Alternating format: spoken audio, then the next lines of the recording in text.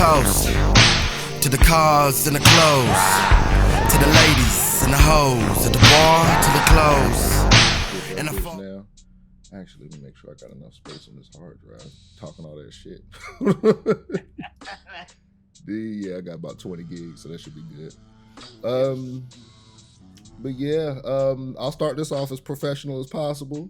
Welcome to episode 15 of the Super GenWorld podcast. I got my man DJ Taiyouken on the mic. Tell the people how you feeling, brother. Yo. I am feeling pretty good. I got an off day, you know. It's kind of gloomy over here, but just chilling, feeling good. How you doing? Doing extra good. Got these loud ass dogs in here. Everybody trying to get on the mic today. Ain't nobody want to say nothing this all morning, and now as soon as I hit the button, then they want to talk. That's how it always works. It's always like that. It's always. Mm-hmm. But man, just to get back on rails here, why don't you tell the people what you're playing lately? What games got you where you are now? What's your inspirations? What's your motivations, man? Ooh, that's a lot. What I've been playing heavy right now, because I just got it a few months ago.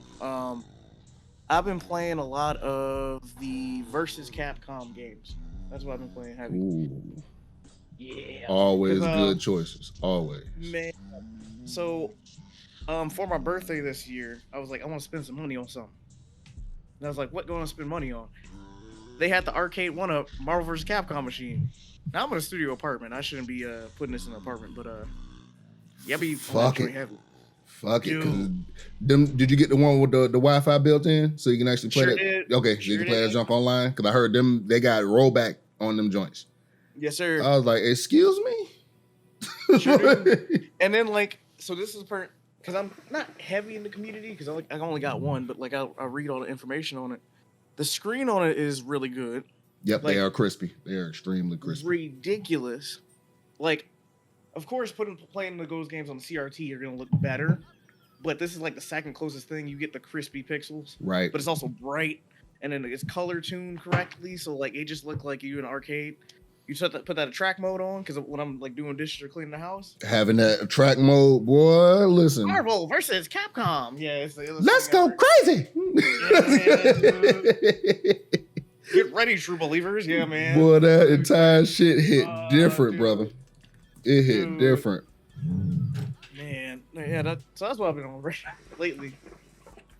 I've been trying to get back into to Street Fighter 3 Third Strike. I never really stopped playing it, but I just got it to where I can play it extremely comfortably. Because I got that modded Switch situation. Oh yeah. And so I got the entire Dreamcast library that I fuck with on there. So that's Ready to Rumble. That's Sonic Adventure 1. That is Dynamite Cop, which is Die Hard Arcade 2. We already know what that is.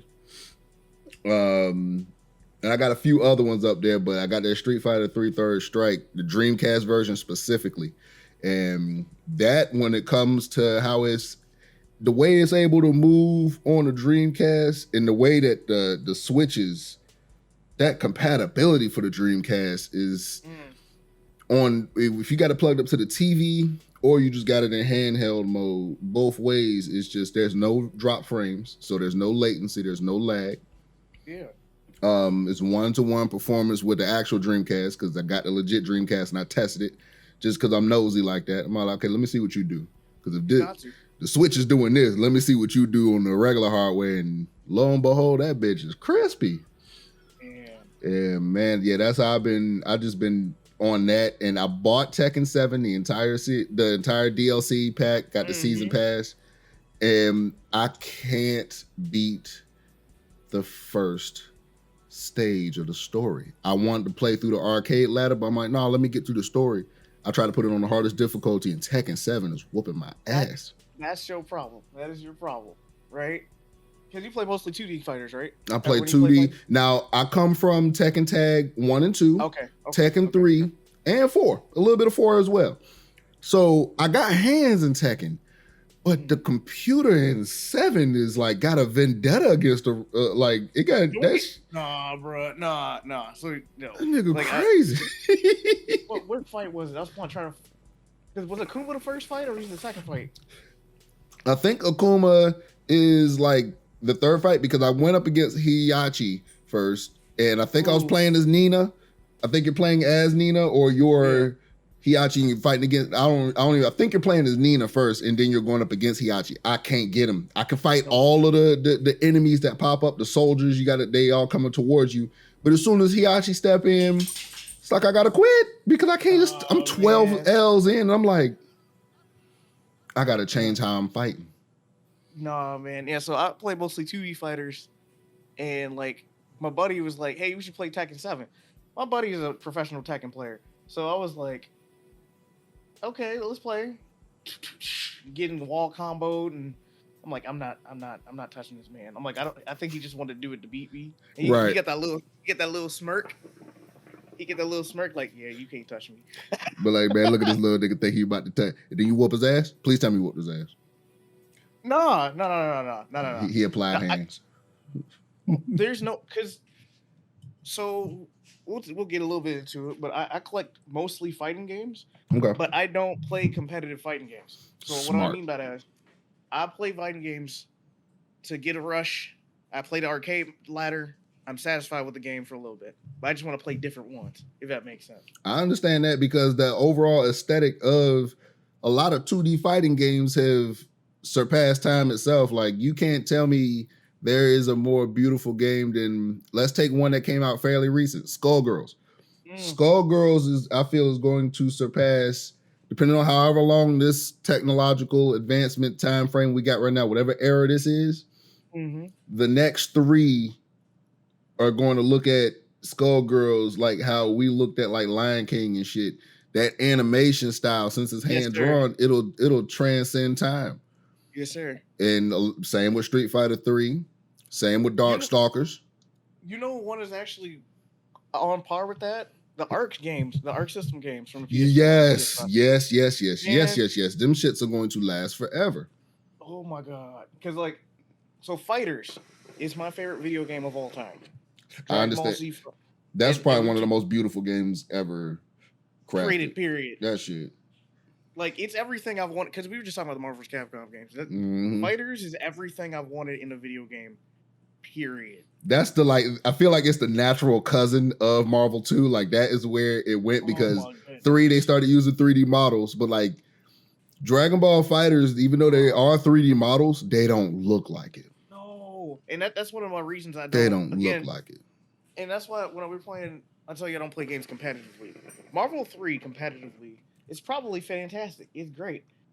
I don't like its art style as much as 2 or 1.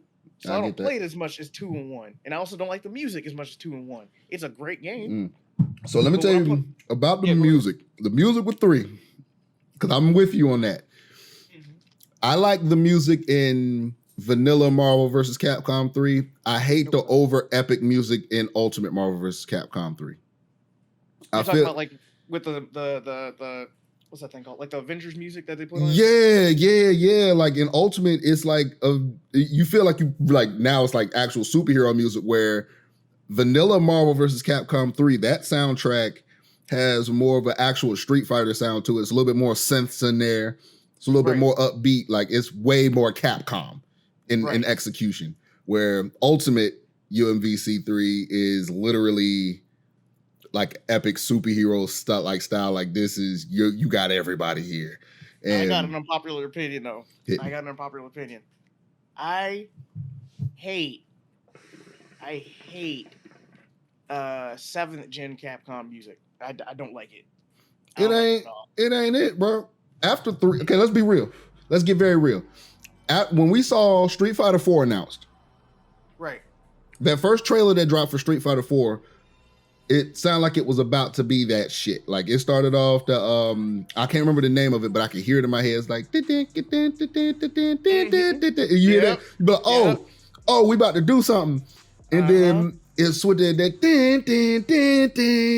then it dropped into the vocals. I was like, okay, this shit. Singing on the track, and I'm about to go rap and I'm fighting that. And I was like, ooh, shit. And then The rest of the music of 4 don't hit that same energy for me. It sure don't. No. It don't hit that shit. Cause Street Fighter 3, you hear that damn, but like I got chills right now all over my body. You hear the main music of Street Fighter 3 Third Strike.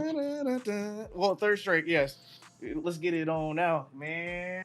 When you hear, as soon as you start the game up, you hear the Capcom insignia, so you hear the logo music. Yep. Then that bass hit you, you be like, what the fuck is this? So make your first move. And then every song, every stage song, the game over music, the countdown music, the actual when you're entering your name into the credits, like when you get all that music hard. I'm trying to figure out who was like, you know what Street Fighter needs? Street Fighter needs drum and bass. Yeah. Street Fighter needs like late 90s like underground hip hop. They need that. No, you know what would be real hard? And this is just what we was talking about the other night. Yuzo doing a Street Fighter soundtrack. Getting Yuzo to do a Street Fighter soundtrack solely. No help, nobody else with him, just him. I can't handle that, dude. That's too much. That would fuck up the ecosystem. That would throw. Street Fighter means so much to me. Same, that's why bro. Fighters mean so much to me because it's basically Marvel vs. Capcom, but Marvel vs. Capcom and Street Fighter, that's my life, bro. Like Alpha 2, first time I played it was on Alpha. Yes. Oh, yes. And you know what's messed up? Because like the first time I played Alpha 2 was on a tab. I had a Galaxy Tab 1. Okay. For a week, there was this emulator, and I shouldn't have downloaded it. It was called Happy Bee, and it already came with ROM. So I was like 11 or 12. I know exactly what you're talking about, and plead the fifth. And don't worry. When I was little, I didn't know what it was. I started typing developers. I'm like, can you add these games? Which I should have never done. But we need all of this. We need all of this. Yes. So when Street Fighter Alpha 2, I played it the Super Nintendo version on my tablet, and I was like, this is amazing. Nice. And then you play the copy I gave you, the Street Fighter Collection one with the gold. Yeah. It transcends it.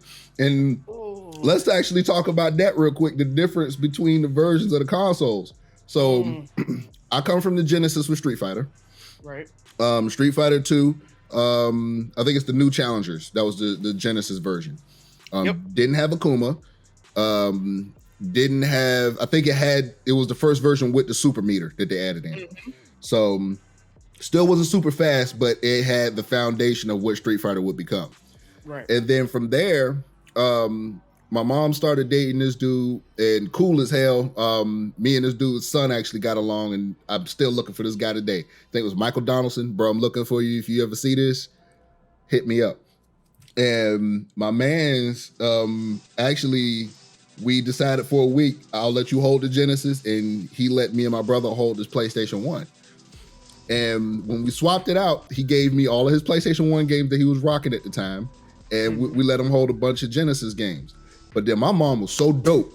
She took us up, all three of us. So me, my brother, and the dude that she dating, his son as well. All three of us took us up to the local video store, and that was Hollywood Video. Yeah. At the time. Took us up to Hollywood Video.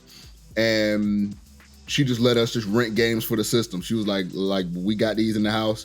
Everybody can get one game. And so I ended up I grabbed Street Fighter Alpha 1. Okay. PlayStation 1. All right. My brother ended up grabbing, what was it? 007 Racing on PlayStation 1. 007 Racing. Cause he's the, like, I love Bond, but my brother, he encapsulates that energy. He fucks with Bond heavy. That's my brother's shit. Yeah. And my boy Mike picked up, that was the Genesis. He ended up grabbing actually Streets of Rage 3. Even though I had a copy, it was just at my grandmother's house. And so he grabbed Streets of Rage 3. So I'm telling you, this was Friday night. So we had the rest of Friday night, Saturday, and all day Sunday. Right. And we was running Street Fighter Alpha first. We plugged it up, and we was sitting there. Nobody seen it before. We all fuck with Street Fighter. He was like, what the fuck is Alpha? We turn that shit on and that cutscene start. We all just sitting there in awe, like, what the fuck is this? And Anime. yeah, we was like, oh my God, like and then we didn't know the lore at this time, so we didn't know that this was like the setup of Street Fighter 1, like the original, what led up to that bullshit. Mm-hmm. And it was just like a mind fuck moment. And then from that, then we tried 007 and all that shit, and that game was like, wait, Bond can't get out the car. What the fuck is this shit? But that soundtrack when 007 was racing it was hard as fuck. That sound. I gotta look that up then. That's a good soundtrack. And yeah, from there, man, it was just like we was just diving in all these games. But Street Fighter Alpha is like we would just stop playing everything else. And no, we gotta go back to that Alpha. I found out how to unlock Akuma. Found Rose was unlockable. It was like, who the fuck is Rose? We made up our own lore, but hey, bro, this is Bison's sister. That's how we always do all the games. She got the psycho powers. Psycho power, but she what's that thing? She like a tarot witch type of character. Yeah, she would be able to throw like little fireballs with her scarf, and she was like, oh, she kind of fire. She can nullify your Hadoukens. She throw that scarf. I was like, oh, so she really just don't give a fuck. Like she is a full blown monster. And yeah, man, like from there, we ended up going and I ran through and just basically unlocked everyone that night, but realized one thing. I was like, I want more characters. And then realized I was so late that Alpha 2 was already out by the time I played this. And then this is when I found out about the Dreamcast. When I played Alpha 2, saw all the characters that was in it, the advancements of the fighting engine, had me fucked up for a big minute. I was like, oh, this control. That cutscene with Akuma coming up. Yeah. Oh, man. You hear those notes hit? I was like, okay, Capcom ain't normal, like, at all. And this is still before we played Street Fighter 3. So, like, lining up that to see the progression of animation styles, of how the combat works, the music. It like, I feel like to this day, they have not peaked Street Fighter 3 Third Strike. And I'll even say Second Impact is still high tier in Street Fighter mechanics and execution too. But Street Fighter 3 as a whole is just, that shit is otherworldly. And I feel like ever since then, they've been stepping back. Like, I don't know if these 3D models, I'm cool with it, but they need to go back to that hand drawing. Like I think they're missing something there. They're missing something. Well, yeah, because the 3D models, they're still using, they're using 3D engines for it. And they just don't animate, they don't feel the same. They don't. They functionally do the same, but like, they don't have the snappiness. They don't have like the, dang, he got hit. Yeah, because you see everybody canceling animations and frames in with 3D models. It's apparent, like you could tell that it's cutting. But with Elena, Elena, she got a movement, but it's all drawn. Oh man, the way that they had her, like she was running at 60 frames and the game was running at 30, and you could see every frame of animation. It was like, bro, like, yeah, gosh. That movement was litty, like beyond normal. That was, man. I remember the first time I played Third Strike because my dad bought the anniversary collection we had it on PS2, but the one I played heavy was the Xbox, and I was just playing Third Strike, and I was like, why is this game so hard? Right. Why is this game so hard? But I'm like, it's so pretty. The soundtrack is ridiculous. That's a good version to play too. That was that was a really good version to play. Man, I was walking home from school, and you just get. So when I got my first job, I'm sorry I'm going out of order, but I got my first job. You good? Amazon. They had a special because I was 16. They had the Street Fighter anniversary set. So that had 4. It had Versus Tekken. It had Third Strike. Okay. And it had HD2. Right. Actually, you said the 25th anniversary collection. Yes. With the black box. With the CDs. Yep. I got mine right here next to me right now as we sir. speak. I got mine right here, right next to me. I'll just make sure that we on the same page. Yeah. Yes, sir. Yep. We on the same page. I ripped all them CDs because that's right when I started making beats too. Because I was like, I want to flip these. Smart. Rip all them CDs. I still got them joints. Ibuki's theme in both versions of the Third Strike. Oh my god! Just so everybody know, in the visuals, I'm gonna just cut in a snapshot of the box here, just so you can see the box that we're talking about. Ooh, yeah. I'm gonna cut it in right here. It's 21 minutes in. Yeah, I'm gonna cut it in right here so you can see it. Cause that shit, primo. I got it for $25. Good man. Yeah, you got it. You got it for that good, because when GameStop would have stock and they would just be sitting there, and Walmart as well. Just take them. They would just be like I got the the Quake Champions. Mm-hmm. It was a big ass statue of one of the enemies from Quake. It came with the full game. And Quake Champions is free to play, but the statue had extra DLC with it and a bunch of other shit.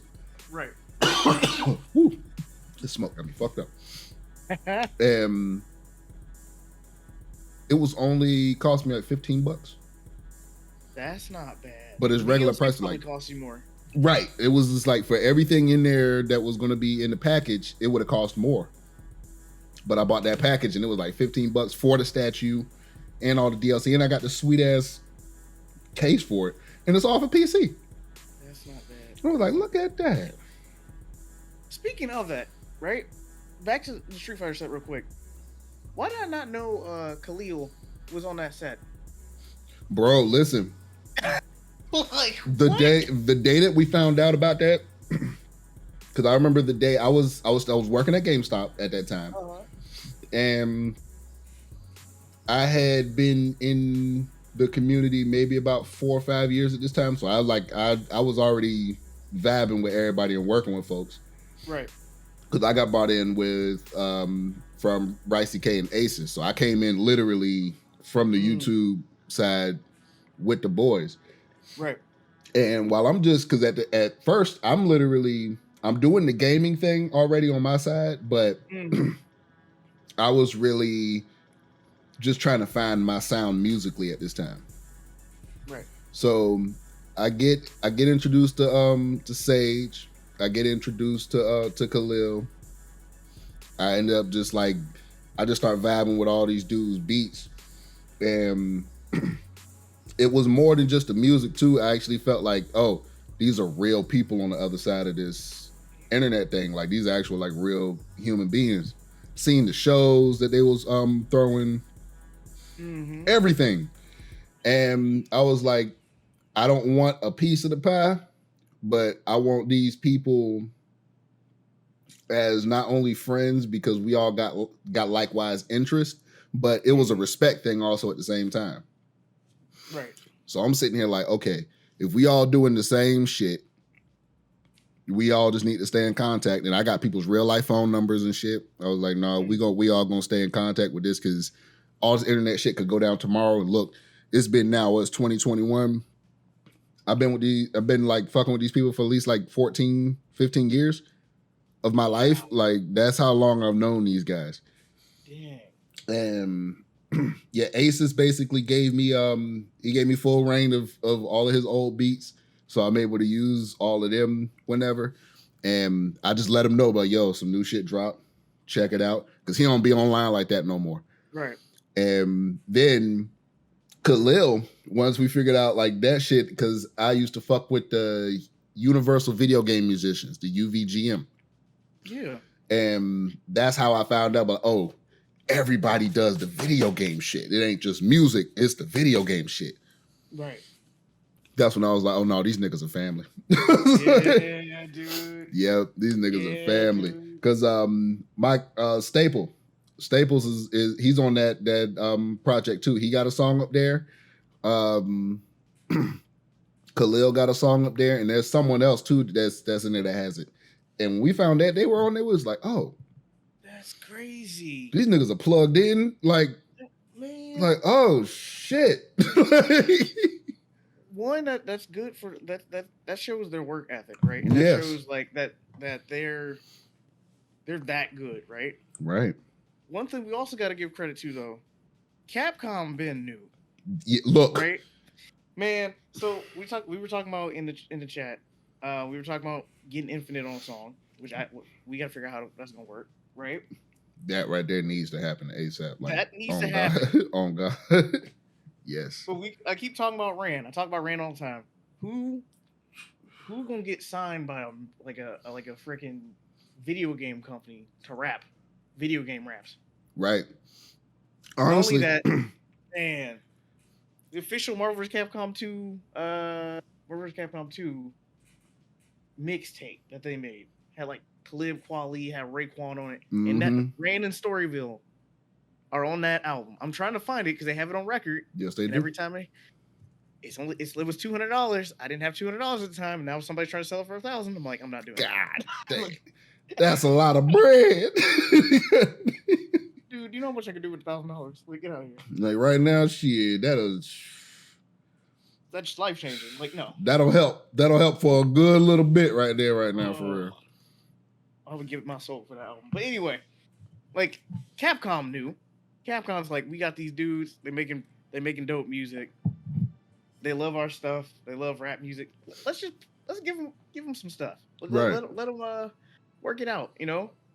And I really appreciate that about them because they really seem to care about the community, right? Facts. This is big. And facts. especially, we gonna keep it a buck. Like the black community love fighting games, Street Fighter, Mortal Kombat. Man, stuff, look, right? But I could talk about 40 years about Mortal Kombat.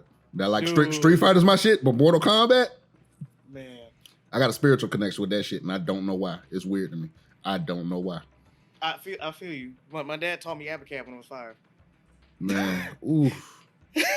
He got me that Genesis. He already Like, he put you on game, literally. Well, yeah, 'cause I talk about my dad a lot. I wouldn't know any about any of this stuff without this man, like at all. Because he used to work at EB. I think he was a manager at EB. And he was heavy into it. He imported me a first print of Dragon Ball Final Bout when I was like 5, and I messed that joint up. Not mad about it. No, not that one. Like that's one of them is like it's cool to have, but are we playing Final Bout? It's not the point. There was only 10,000 bait. Damn. That's a damn moment. Yes. And he's like, I paid $70 for this game. I'm like, why didn't you? But you should have put that in the fine print. I would have read it. Man. But yeah, like all those games and stuff. The reason I play this stuff, the reason I make the music I make, is all because of him. There you go. He had me in Street Fighter. He had me in Mortal Kombat. Now, of course, me being the dork and having free time, not having a wife and kids, I went kind of heavy into it. Okay. I like, let me get into lore. Let me get into this music. Let me see how this works. Right. You got the time. Yeah. Right.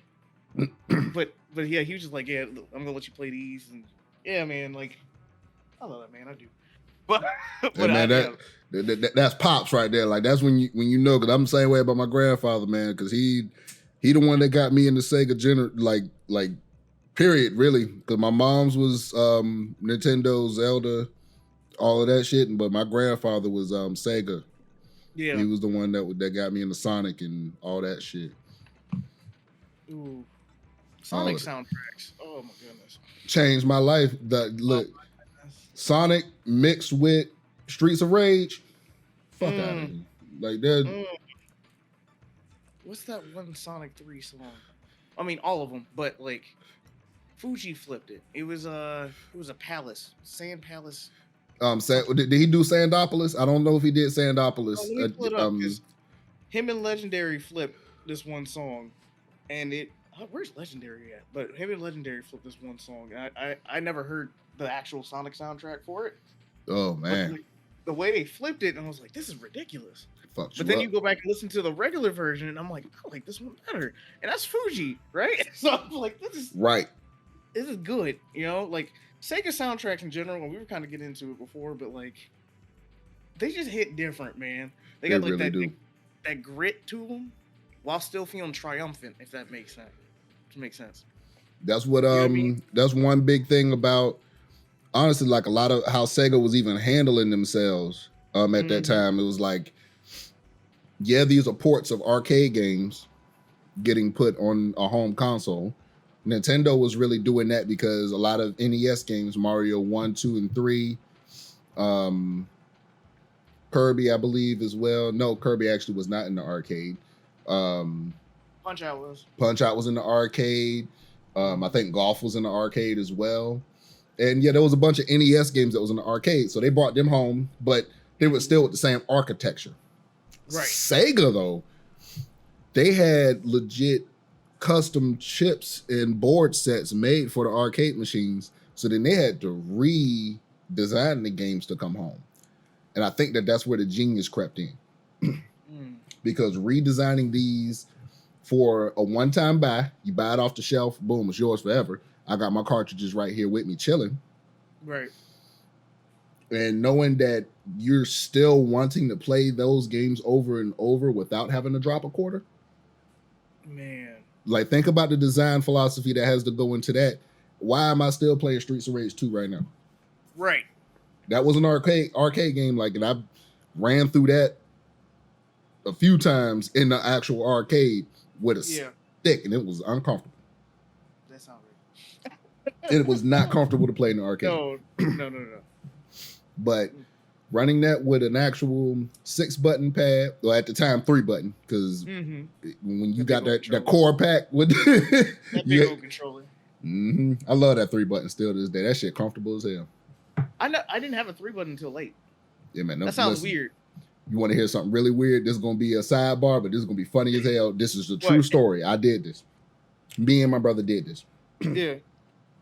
I broke one of my belts, and I was in maybe 7th grade. Yeah. Yeah, about 7th grade. I broke one of my belts. And I don't remember if I broke it, like actually trying to use it. I was getting big and shit. I was just like, damn, the bitch ain't working. I looked at my Genesis controller. I was like, how long is this cable? And then I wrapped it around my waist and realized that that shit was literally a perfect length to hold my pants up. So I was not thinking and be like, hey, this could be like some kind of fad or anything. It's dirty. And you ripped the cord out, didn't you? I didn't rip the cord out at all. I took my main actual Genesis controller and wrapped it around my belt loop and tied it in a really cool knot to where I didn't damage the cable and used it as a belt for 2 days until I went and bought a new one. Yo, that's hard. That is kind of hard, though. I dead ass did that shit, and I was rocking it. And it came in handy because there was a Primal Rage tournament going on in our game club at school. Yeah. And I sat down and whipped out the controller off of my belt in one motion. I was like, who the fuck want the hand? I was like, who the fuck want the hand? Yes. I had that bitch like whipped back, like, but I had my glasses on at the time, so I had like the evil anime nigga glint through the glass. You couldn't see my eyes. I was like, who want the hand? And I lost. I lost, but it was fun. It was fun as hell.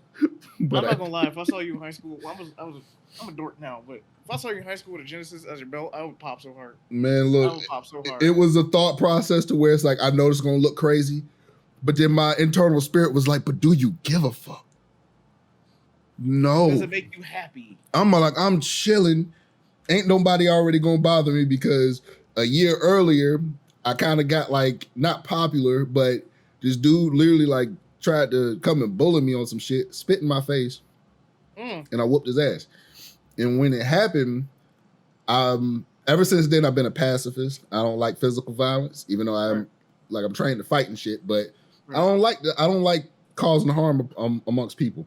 Dude spit in my face and I smelled it. Ever since then, nobody ever fucked with me on school grounds, nothing like that. It was weird. It was so weird. So I was really like, ain't nobody gonna touch me. They might roast me, but my brother and everybody else is quicker than I am with the snapback. So it's like, if anybody want to come up and go, boy, you had to step accordingly. So I didn't give a fuck. I didn't care, but I loved it though. gonna touch me. That was funny as hell though. I did that shit for 2 days straight, and it worked both times. One good whooping. It's just that one. It's just that one. Your life will change after that. That shit was different. I didn't want to do this shit, but it was just like, dude was fucking with me for 3 days leading up to a Friday, pushing me in the hallway. I was just like, damn, bro, that's a half a week of fucking with me, and he spit in my face, and I smelled it, and he's still like standing here. He ain't spit in my face and run and try to avoid it. Like, he want me to whoop his ass, but I didn't hit him first still though. So I still waited until he swung, and then I let him have it. But outside of that, I plead the fifth. He's still good. The principal actually made me and him shake it out. So we cool. We actually had to like nah. And I came in there on some man shit, just like, look, we threw hands. It is what it is. You want a beer type situation. Let's just grab some. So we cool to this day, actually. Me and that dude. Oh, that's cool. Me and that dude still cool to this day. Very interesting to think about. That's very cool. Very interesting. Very cool. Yeah. Yeah, that's dope. Genesis controllers. It all stems from there. I just now have an image in my head, Jen, with you doing the rope whip from Super Castlevania 4. Just what a Genesis controller, like actually like holding the button and spinning it around, like doing the full. Like, no, we got full motion over the whip. We're gonna make circles. Fucking Super Castlevania with that control was, whew, they snapped. Oh my goodness. Speaking of control, yeah, Metroid Dread. Haven't played it yet, bro. I can't stop thinking about this shit. I heard it was good. I had games I played throughout my life that I'll never be able to forget. I'll never be able to forget Mischief Makers on the 64. Right. Never. I'll never be able to forget Star Fox 64. Ever. Right. As long as I live. Obviously, Streets of Rage. We know how that goes. Yes. Marvel vs. Capcom. When you first seen that title screen pop up and you hit start and that girl said, "Let's go crazy." When she said that, I can't forget that. Metroid Dread has this thing whenever you get to a save area and it's a new one you haven't come to, Samus takes her cannon and like uploads it to this computer like a USB drive. And there's this voice, this woman computer voice, sounds like Microsoft Sam. And she just says, "Uploading data." Ooh. With an echo behind it. Bro, that got to be one of the hardest voice samples I might have ever heard in gaming history. Like that, and this is new. This has never been in a game. This is new voice acting, all that shit. It is that hard. And you hear it a lot throughout the game. It's just, that shit is hard. So we're probably going to hear it from one of the group members. Yeah. Yeah, I'm definitely about, because look, I have 3 songs written about it already, but I'm not sure how to go about dropping it. And if I can weave the stories into Angel Island 5 for December, I might do it. That's the next album dropping too, by the way. Angel Island 5 is dropped on my birthday, December 28th. Oh, cool. So that's the new project dropping. I'm gonna have to talk to you about that off air, by the way. We'll make it work. Yeah. I got some shit I want to do. And I can get everything done within 3 weeks, so I got like mad time. But I got some awesome shit, some awesome ideas. So you need heat, is what I'm hearing. Oh, most definitely. Okay, most definitely. We'll talk about it off the record. I got something for you. I got some ideas for you. And yeah, man, like when it comes to that, I may incorporate a story hook into that, but Metroid Dread, I'll never forget as long as I live. That might be one of the best games I have ever played.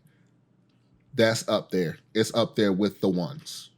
Like, that's crazy. You know what's... Can we talk about that, right? Mm-hmm. When that game first launched, when we first saw the trailer for it, everybody who didn't collect old video games or play old video games, like, that ain't worth $60. Exactly. Right? Exactly. So I got my guy at work. Like, yeah, he plays video games, but he played like 2K or he's not just a 2K guy, but he plays more like Western big grandiose stuff when he has time to, because I got we're coworkers. you. Okay. And he goes, "Yeah, bro, I just got the Switch. I'm getting we call it the swole lid." He's like, "I'm getting the swole lid." That is funny as hell. It's a big bitch. Yes. So he's like, I'm gonna get my Switch now because I want to play as Metroid. But when a swole lid comes in, I'm gonna get it. Whatever. And he don't even play games. He don't play like those type of games. And he's like, "Bro, this is one of the hardest games I ever played in my life." And Bro. I was like, yes. "What?" Yes. Because me, there's people at my job, right? Because I can't go too deep into where I work, but Oh no, I got you. Yeah. Yes. Keep it low key, but I got you. Right. The people at my job that collect old video games, we talk about old video games, we talk about arcade machines, we talk about the retro tank, we talk about all that stuff, right? Facts. This dude, he is nerdy, but in a different type of way. And when you hear his face, yo, he's smacking his hand. He's like, "Yo, this is the hardest game I played." What? It's snapping people out of what they normally play. Like, I'm telling you, Metroid Dread, I feel might be the bridge in getting people to actually try legit, like, challenging games. Guaranteed. I think is that the one to be all like, what is speed running? What is sequence breaking? When you sit down and start thinking about like design decisions on like when you're in a room and you see enemies flying above. Okay, so you come in from the bottom left of the screen, right? Right. You're able to run up, and then you got like a platform to the left, one in the center, and a long platform along the top of the screen. Right.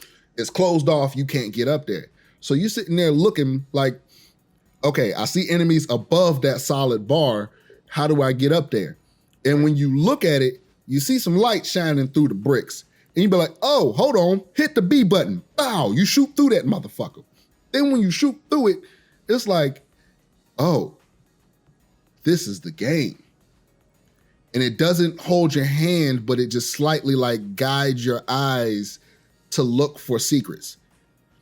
And once it does that from a game design level, your brain start working differently while you playing. You go into like Batman detective mode. You just start literally looking at everything with the side eye. You double, triple take everything you see, because either it's an enemy about to jump on your ass, or you might have the secret abilities that's going to just make you stronger as you find secrets. Right. Every secret is viable. This is one of the first games I'm 100%ed it on normal.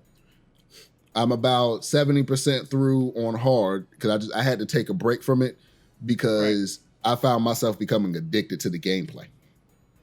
Wow. The loop itself, the gameplay loop for Metroid Dread is like just running down a hallway, hitting top speed, snapping shots at the enemies, sliding under them, parrying them. Like the amount of tool set that they give Samus, she can whoop Doomslayer's ass. She can whoop Master Chief's ass. She can whoop any nigga that's ever been in a suit. RoboCop, him. Jax, Mortal Kombat, all of them. Gotcha. Samus can whoop their ass from the beginning of the game. And I'll be real with that. Like her skill set, even at the beginning of the game, is just like, because since you can sequence break, it proves like, yo, if you know, you can just slide through shit unfazed because you already got the tool set to work. So you could skip around different sections by like cheesing certain control aspects because she controls so fucking perfectly. Metroid Dread is one of the best games I have ever played in my life. So I gotta buy Metroid Dread. I gotta save some ends first. I wholeheartedly, it's worth saving the money for to get. It's worth doing all of that shit. And like I said, I go by the emulator emissary, so you know where I stand on that. I have been playing the game not only on my Switch because I did buy the game, but I ripped that bitch. I bet you did. And I can legally say I've been playing it on PC for that fact. Right. Whoo, boy, this bitch will unlock frame rate. Oh, God. Can we talk about something real quick? Were you talking about that? Hit me. Yeah. First, I hope you're good. But it fucked me up. Like, think about like just how crispy. There's a tale of two Nintendos in the same company. Let's talk about it. But Yes, it I is. don't see anybody talking about this. Man. All I see is people saying Nintendo's the greatest company in the world or Nintendo's the worst company in the world. Let's talk about this. Because of the success of the Switch, Nintendo can get weird now. Very. And I'm so happy about it. Now, yes, they're doing the emulation thing and they're charging $50 for ROMs you could have found, as a lot of YouTubers say, by play the game by any means. But Right. But they're like, you know what? We're probably about to beat the Wii in sales. Let me put No More Heroes 3 as my header real quick. And just drop it. Let me make the most successful Metroid game we're probably gonna ever make. And put it on a third-party developer. But let's give them a bone real quick. Give them the best Smash Brothers they ever had in life. Like Nintendo with this Switch. It's the developers. It is the developers, but they're also letting the developers do what they do, which is always proved successful. Honestly, like that's the thing about Nintendo that confuses me, because we'll have like Super Mario 75 3D Land. Did you ever play Super Mario 3D Land on the 3DS? On the 3DS. I played it briefly. I didn't really vibe with it. Exactly. Let me tell you why. Because at this time, this is still when Iwata was with us. Right. This is when the corporate side of Nintendo and the developers was almost fighting back against each other. Yep. At this time frame, this is when the Wii U was doing so horribly that Iwata sacrificed 75% of his salary to make sure they didn't fire anybody from the company. That's ridiculous. That's why if anybody says anything now, because they trying to say, oh, the things that we're seeing now with the Switch was put in place by Iwata, that's false. Number one, what you have is Iwata came up with the brainchild of the Switch. Right. So the system and its functionality is what Iwata wanted. Me personally, with how easy it was to hack the Switch 1, I believe Iwata did that. I bet you did. I believe on the, like you say, the tale of two Nintendos. Yeah, there was Iwata's spirit and the corporate entity known as the Yakuza. I ain't hear about that. Like these niggas, that's what I believe the two sides of Nintendo is. Because you have decided me, I'm never going to say that I dislike the Nintendo brand and right. the actual symbolism that they have, because they don't have any actual, even their villains are kind of good guys. Look at Wario Land. Right. In each game, he actually is trying to save the world from some bullshit while being a little greedy. But he is saving the world. And that's why right. I fuck with him. Like, why do you think Waluigi ain't got no game? Because he doesn't have like a strong character. Not only that, because I bet in their eyes, even with the party game, Waluigi outside of Wario is actually evil. Dang, I didn't even think about that. Because you think the darkest series that they have is Sin and Punishment and Metroid. Now we got the Xenoblade series and all of that. That's done by Monolith Soft? Yeah, Monolith Soft. So they're done. That's a whole separate entity. Pokemon, we already know what that is. That's done by the Pokemon company and them guys. Mm-hmm.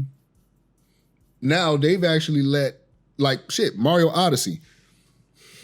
The only people that was on the team for Mario Odyssey that we know is Shigeru Miyamoto. Yep. And I believe Koji Kondo was in there in the background a little bit, but notice I don't think he did that full soundtrack of music. Man, I don't think Koji did that one. For not him doing the him not doing the whole thing, that soundtrack is phenomenal. Bro, now that was my point right there. So okay. That's what was really cool about Odyssey and Breath of the Wild. You know that there are people that have played both that claim that they are their favorite entries into the franchise.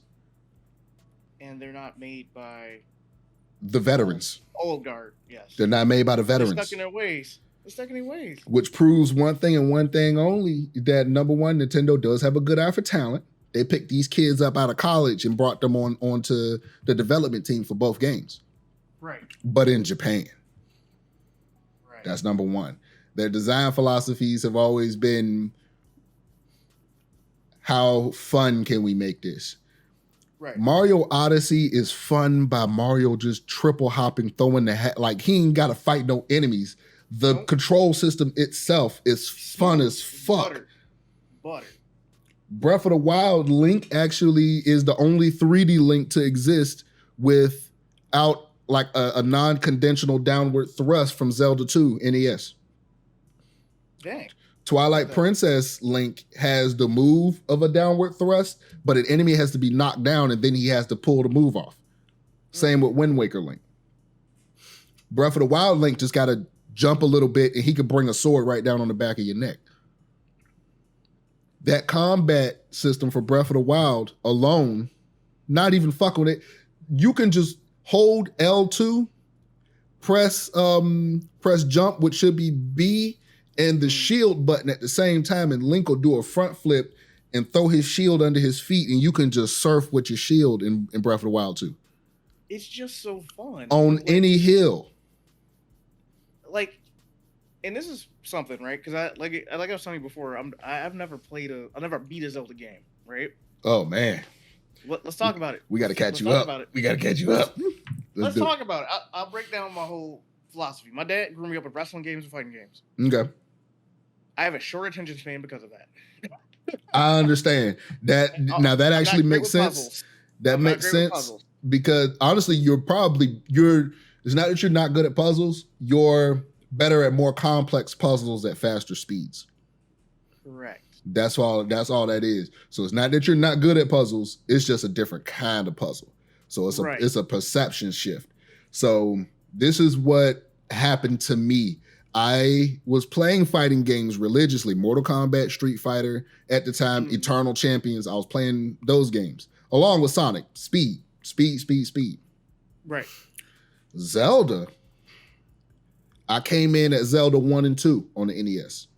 Right. Zelda 2 is my personal favorite Zelda, period, outside of Ocarina and them, just because they're just great games.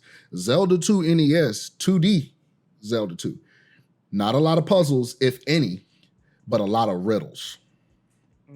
Combat is real time, downward thrust. You got high and low strikes, and if you're not striking, that's how you guard. But you can guard high and low with your shield. Zelda 2 NES is, by standard today, what Dark Souls is based off of, the entire gameplay engine. Any game that has any kind of difficulty in RPG stats came from Zelda 2. I never thought of it like that. Zelda 2 is the originator of that extra hard, fuck how you feel, I'm not holding your hand gameplay. But it was also extremely fast paced if you knew how to survive a lot of the enemy encounters, even without the necessary equipment. And I'm not talking about glitches either. I'm talking about actual like combat and avoidance skill, pattern recognition. And that's what comes at you in a faster pace with fighting games and stuff like that. But this is Zelda still. That's crazy. And that's where the design elements of it like really hits different, to where if you start with Zelda 2 and work your way through the lore that way, it's almost like you're training yourself to fuck with the different levels, because going from Zelda 2 to Link to the Past. Link to the Past goes back to Zelda 1 style, top down, but it's still extremely fast paced. The game is huge as shit. Like there's at least like 30, 40 hours on the Super Nintendo cartridge. Think about that shit. Yes. Lord. That is insane. That's what, 32 megabytes type, like a space? Like that's fucking insane to think about. I don't even think they use that much space on that one. No, they don't even use all of it. 16? Yep. It was like 16? Mm-hmm. So it's like when you think you got access to all this space, and a lot of it was used for music. They wanted to actually make the instruments boom and shit. That soundtrack on the Super Nintendo was no bitch either. Shit. That thing had hands. And that's one thing. Sega people, that sounds like I'm discriminating against Sega people. You're like your Sega ass nigga. No, actually, philosophy. Let's talk about this because I don't ever think about it now. Mm-hmm. SNES and Genesis are sample-based producers versus creating your own synthesizers Facts. as a projection. Big facts. I'm a sample-based producer. I didn't realize that the Super Nintendo uses samples, but until I got older, Super Nintendo music is my music, right? Mm-hmm. I told you, Dragon Ball games, whatever. I played the Dragon Ball games to death. My dad imported those from Japan. But not only that, you got, like you said, Zelda. You got Turtles in Time, Cowabunga. Yep. You had, what else? There's a whole bunch Pizza of games. Time. Yes. Yes. And then you got the, have you played Gundam Wing Endless Duel? I played and actually still have. It was on PS2.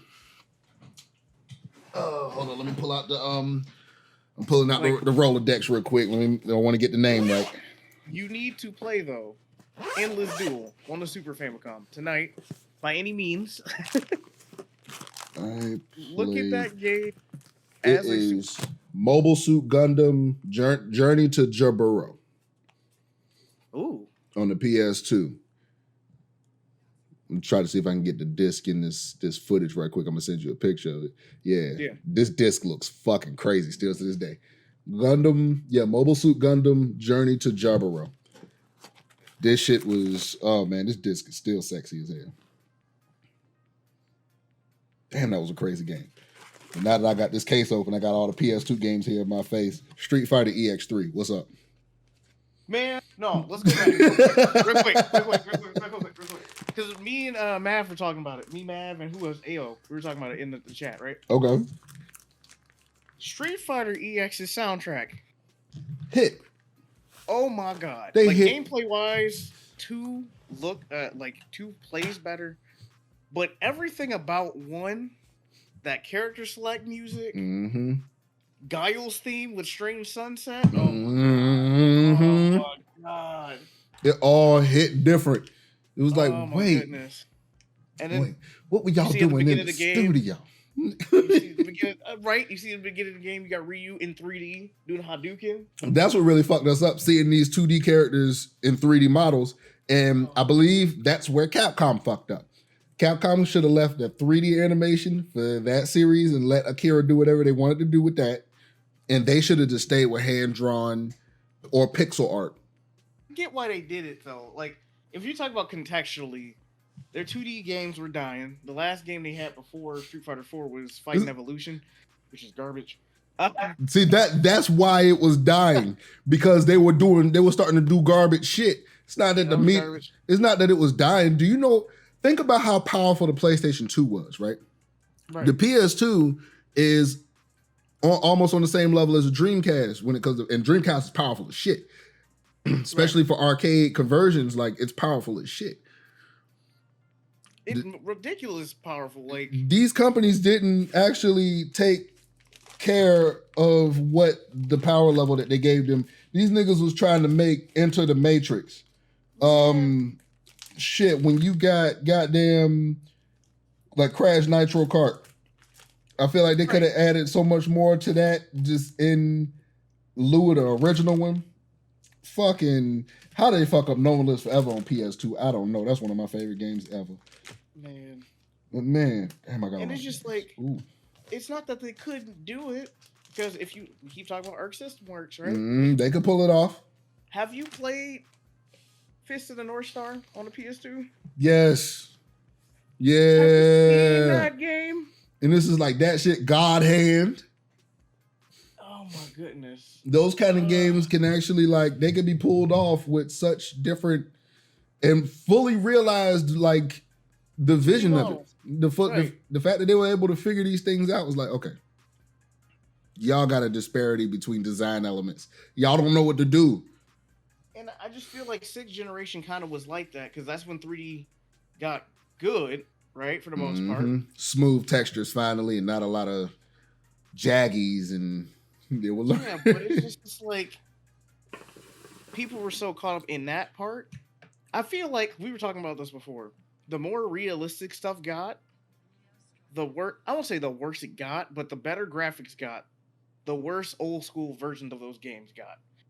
If that makes sense. Yeah. Street Fighter 5, because we keep talking about Street Fighter, because it always comes back. It's always going to come back. Yeah.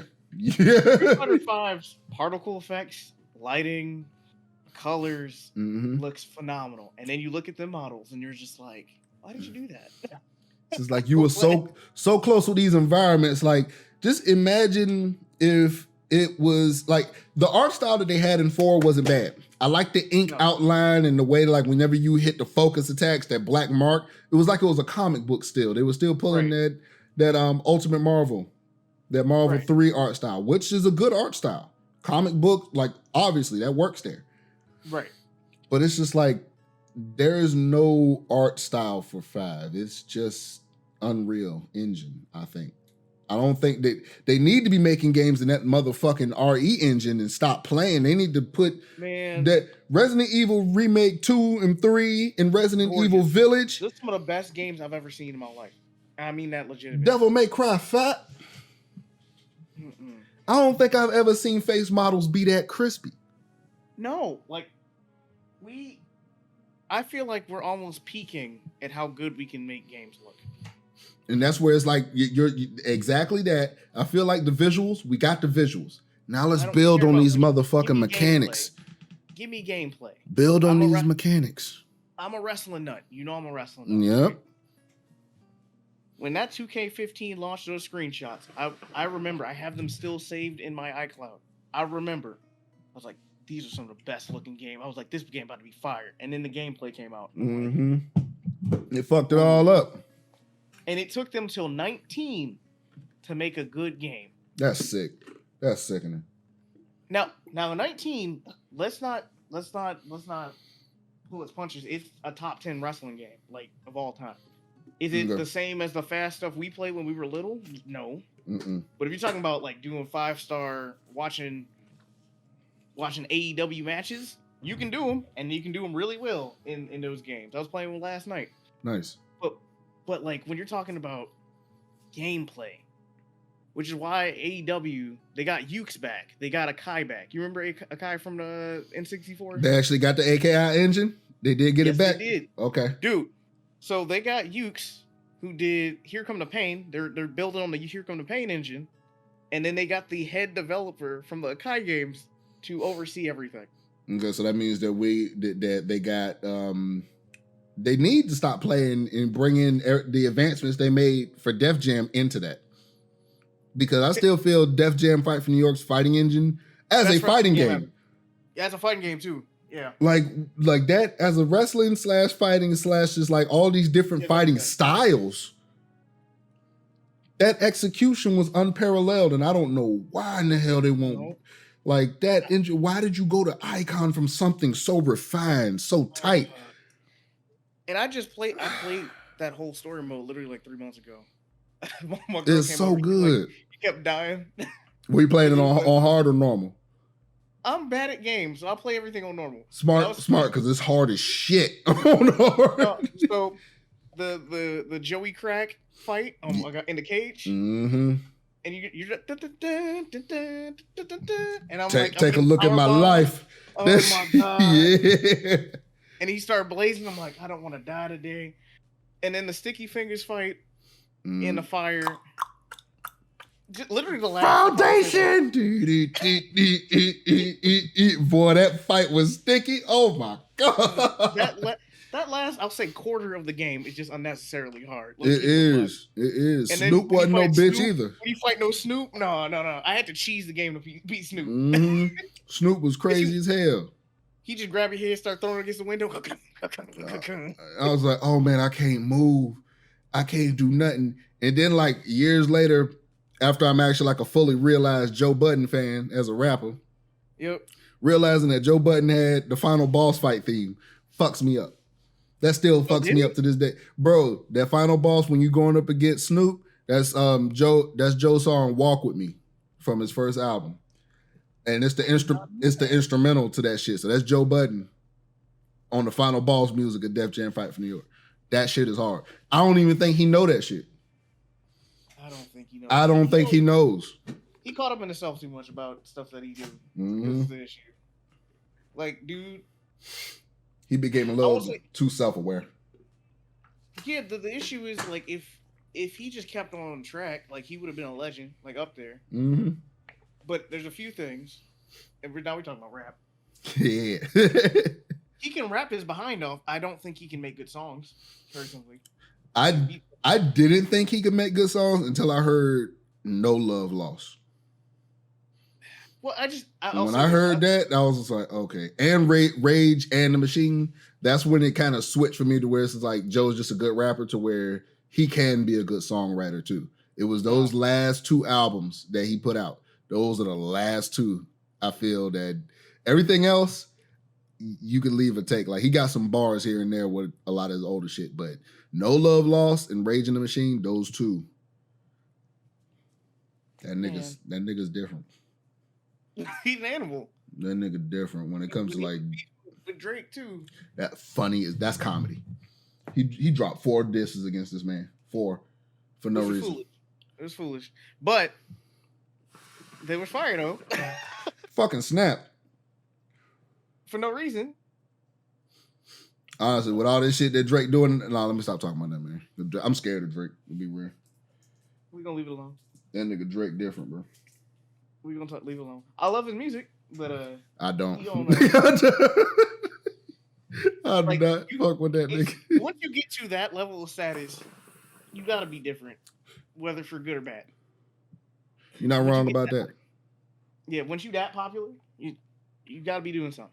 But anyway, let's get back to these games here. Get on these cartridges. Real quick, I was gonna surprise you with them, but I got them. Oh, I can't tell you down here. I'm gonna send you something. There we go. I'll tell you later. Okay. Okay. There. I got you. You know. Now I'm excited. Yeah, I'll tell you about it. It's reminiscent of what you told me on the phone. Okay. But I can't tell you on air. That's all. I got you. All right. I got you. We'll plead the fifth. Put a pin in it. I gotta plead all the fifths. But yeah, man, like video games mean a lot to me. I don't play them as much now because I'm tired most of the time because of work. And like that's a big thing. You carve out time, and like they mean a lot to me, but they don't mean enough for me to like force myself to play them. If that makes sense, because I get home at like 10, 11. And man, it's like, dude, you got to make sure that you are physically able to do some of the things like that. That's why it's like to carve out time is much healthier. But even if you're still tired, go get some sleep over this shit. It's like I love games to the point to where I do got my time to play. Like after we get done doing this, I'm gonna be running some shit for a majority of today because I'm off. And after I'm done editing this and putting this together, it's game time for me. But as soon as I feel tired, even if it's middle of the day, I'm taking a fucking nap. And you actually inspired me because now I'm about to go play some games. Like I haven't played games. I haven't been excited to play games. Right. In months. Same thing with making beats. I make beats when I feel like it. I have obligations. People are asking me to do things. Yeah. And I'm like, dude, I'm just so tired. But we still human at the end of the day. We in the workforce and shit. We actually like legit. We are contributing members of this society. Right. So it's like, yeah, no, we still gotta rest and refuel and all that shit. But our passions are our passions, and we are serious about them shits. Exactly. You're right. Period. Yes, sir. Yeah. That is key. Something I'm learning. It's gonna hit you, man. Like I'll tell you, like perseverance, number one, is the thing. Like just stay on track with your personal goals. Once you just start hitting that train to where it's like you know what you want to work towards, God gonna make a way. God's gonna make a way for you to get access to what you need to learn. He gonna put some lessons in your way to make sure you figure out how to move in certain situations. You just gotta read the room and read yourself and keep working. That's it. Get rest when you can, drink water, and keep working. That's the key. You know you spoke a word right there, right? What's that? You spoke a word right there that actually that's something I've learned. I'm learning. Let me never say I learned like it's over. This year, I thought I shouldn't be in the room for a lot of the stuff that has happened to me this year, right? Right. But it's stuff I've wanted since I was younger. And you talk about God making a way, and it's like, why am I here? I'm not supposed to be here. There are people who make better beats than me. I don't know how to do production. I only make beats every once in a while or whatever. Right. It's that passion that shines through, man. Like, you can hear the amount of love you have for the art within it. Like, the skill set is even there as well, because there's some folks that come in and just make some trash, but they'll be cool people, and then so they'll be around for that.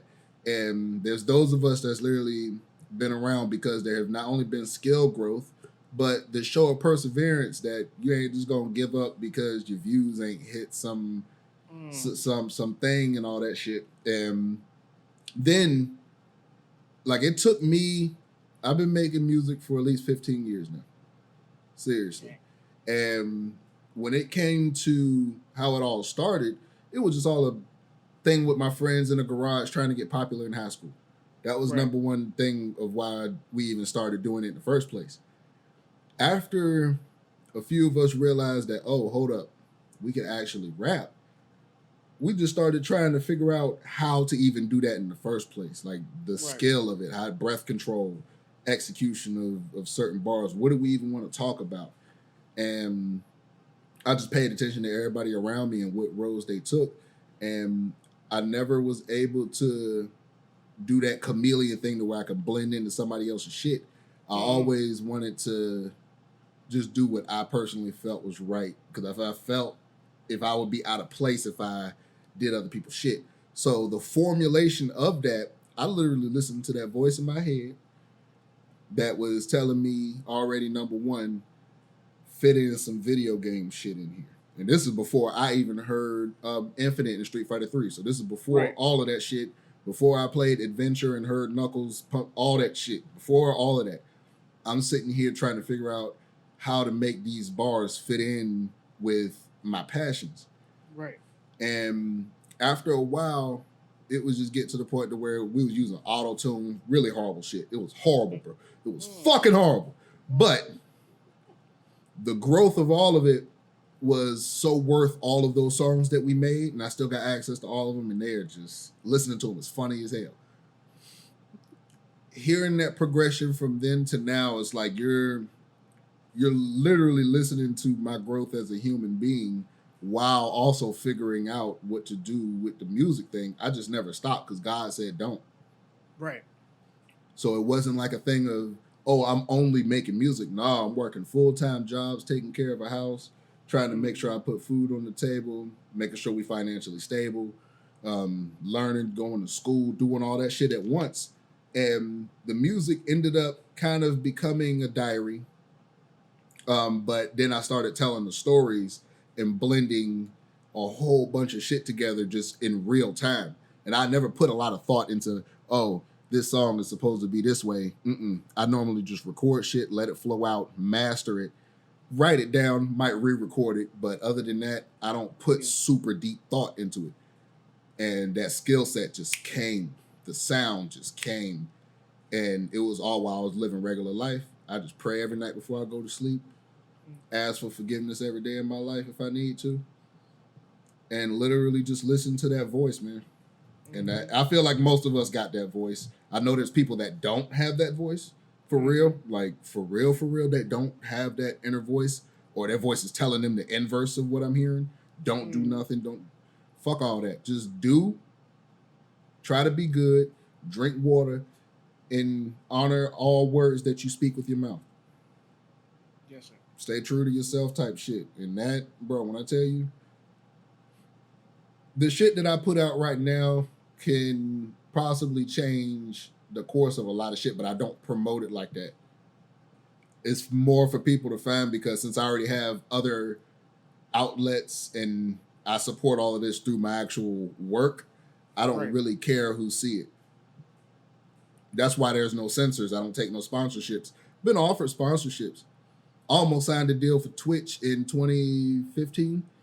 Dang, I almost signed this deal. This dude tried to sign me and my homie. We had a really crazy stream setup. It was called Game and Real, and we would literally just hop on. It's like the early days of my PC build, and we would just talk shit for a few hours, play games, and our chemistry. Because this is my best friend that I did this with. Yeah. Me and this man, the way we could play off each other's energy is. I'm gonna send you a link to it later. It's funny as hell. Truly comedic gold. None of it was written. All of it was ad-libbed and just natural conversation. But it was funny as shit, and we almost got signed for it. And through that happening, I was able to peek through the veil into the industry and how it worked, and I backed out. I was like, I don't want to sell my soul like that. My dad told me that he's like, whatever you do, or how big you get, don't sign up a contract. Right? Nope. And we know people in the music industry. If they're in that industry and that's how they make the money, I think they're really good for that, and they're built for that, if that makes sense. Facts. Because there's some folks that's literally built for it that, and it's not even a sacrifice thing. Like, there are sacrifices that you would have to make for it. And, like, let's take this whole COVID era. There are some niggas who are contractually obligated to go and perform, which means if they're contractually obligated to go do that, that means they're contractually obligated to get the vaccine or they lose all their fucking money.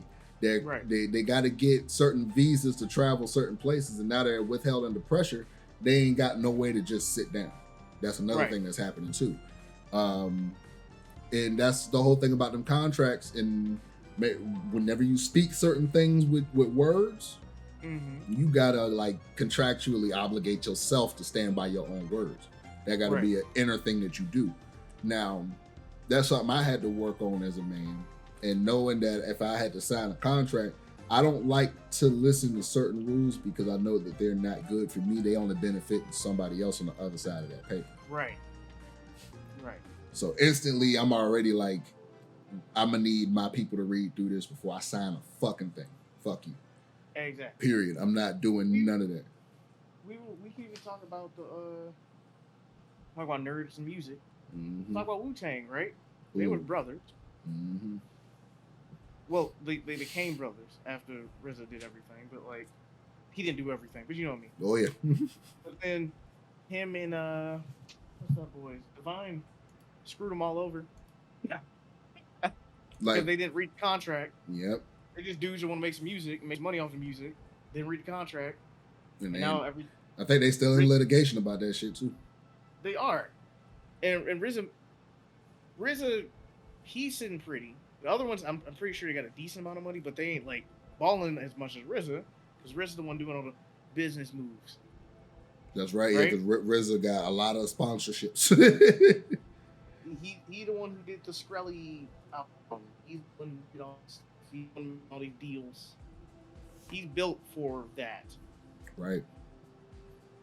And other dudes, you can clearly tell, like, they deal with it, but that's not what they want to do. At all. You can tell, like, a lot of them don't even want to be in the spotlight. Look at who showed up for Dave Chappelle. Right. That's all you really got to see. Like, who was in the skits, who was actually physically there, and, yeah, who was making moves visibly. Like, who could you actually see? And that tells the story right there. Who's still dropping music right now? Right. That should let you know exactly like who wanted to do what and be where, and it is crazy as hell. What type of music they make, how they make it. Like, I haven't told nobody this, but my next goal, I don't know when, I don't know how. I want to make a beat for Ghostface. That's what I want to do. Ooh, that's a good one. Shoot, man, just start looking for them PR teams and start sending emails, man. I know. Well, it's gonna happen, but I want to do it on my own terms. I understand. Like, the good thing about being a producer for the most part, you make the beat and you send it. Like, it's not That's as much. True. I don't mix or master. I don't do any of that stuff. I make the beat, y'all clear it. That's there you not go. my business. But that's literally my only, because all of my other I like that goal. All of my other goals are pretty much met. Literally starting with the VPC. Like, my goal, all of my goals have been met right now. Okay. Now, the VPC actually changed my life, too. But, like, yeah, that... All that VPC shit has been... Whew. It's been really wild. I said, I know that VPC shit been wild as hell. I've been looking at it from the outside in, and yeah, I've been listening to all the entries. That shit it's always been a sight to see that many folks in one place that's that talented. It's fucking insane. But also this year apparently was one of the best years to do it. Now, let's keep it a buck. I was working. I didn't get to listen to most of these people. I'm listening to people I was already fans of or what have you. Right. But it was just me and Storyville making music, and he is in the music industry, so he's engineering and mixing and stuff like that. So like, okay, he in barely there. got time, right? So he barely got time for that. Like he's doing this just as like a joke type of thing, like a fun. This is a side mission, yeah. Right, and like he was like, I want to do this. I want to rap. I haven't rapped in a long time. What? Cool. I'll make beats for you. So I was making beats and doing all this stuff, and he was busy. I was busy at work. It was like one of the most busy times we had at work. And I'm like, I'm just making music to make music. I'm not trying to win this, nothing else like that. Well, at first I was like, I'm gonna win this, and then I started getting criticized, and I'm like, my beats. There's two things. It was twofold. The criticism wasn't always fully constructive. I understand. But also my beats, they were cool for what they were, because I just got my beat machine like 2 months before I started the VPC. That's the first time I ever used like a DAW and all this other stuff. Nice. So then I'm like, I'm gonna prove these people wrong. I learned how to chop. I'm like, okay, we gonna do this. You know what I mean? And it changed my life. The whole thing changed my life. All my goals have been met because of that. I got to work with Storyville. That's heavy. And then now you are part of the gang now. Right, man. The fact, yeah, we in there 100% now. Like, that's legitimate. I got to go ahead and start making some graphics for that shit. Yeah, man. Did you have any other topics you wanted to lay down before we get out of here? Not really. I pretty much said everything I wanted to say to you. Same here. Yeah, no, because if we got anything else, we can always make this a part 2 or whatever. And yeah, man, I do appreciate having you on here. And yeah, next time we got some more fighting game stuff coming up, I'm gonna have you on, so we're gonna talk some more about that later as well. Yeah, off the grid, we need to run some sets, dude. I agree because I'm about to get Fightcade reset up and a whole bunch of other stuff. So however we can link up and play, bro, we're gonna figure it out. We make it work. Yes, sir. We always do. Yes, sir. Yes, sir. All right, my man. I'm gonna go ahead and take us out of here. Let me hit the intermissions and talk my shit. Hold up. Go and look at it. Go check it out. You ain't gotta donate or nothing. Just go look at it. Go look at that Patreon. Go look at it. Just go take a gander. It's cool. Exclusive content. Nobody else get it. I'm trying to tell you. All right, and we out of here in 3, 2, 1. Peace. Gone.